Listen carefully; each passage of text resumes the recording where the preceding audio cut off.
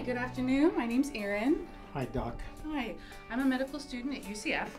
So I'm coming in today to do a quick history for you. Today you're having some issues with double vision, is that right? Yeah, I've had double vision for about a week now.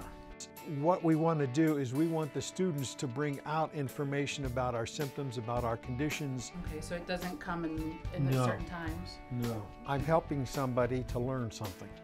I'm trying to help these students become the best doctors they can possibly be.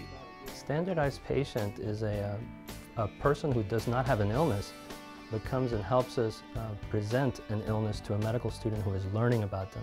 I've had headache, I've had abdominal pains, I've had chest pains, I've had back spasms. They really want to help. They really want to get into that role. And the questions they ask are incredibly insightful. If I had that, how could I drive? What would I do with my foot if I had that kind of an injury? How would I walk?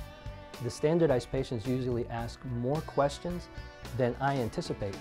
I think it forces me to think about how I'm going to phrase things before I actually go to a patient, and I'm not going to say, oh, I'm going to stick this ophthalmoscope in your eye. I'm going to tell them, well, I'm going to take a look here. There's going to be a bright light, and I just explain it in a little bit more detail and a little bit more in layman's terms. And it makes me cognizant of how I'm actually speaking to somebody and how they might perceive me that way. One component of it is professionalism skill. Nice to meet you. Nice to meet you too. Do they welcome the patient? Do they introduce themselves? I'm going to feel your thyroid gland. Gives the student an opportunity to practice in context.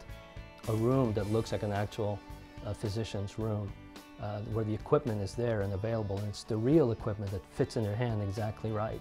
My wife and daughter first became involved, and I saw the experience they had the first year, how much they enjoyed it, how much they liked it, how much they felt they learned from it, and I decided since I was retired I'd give it a try.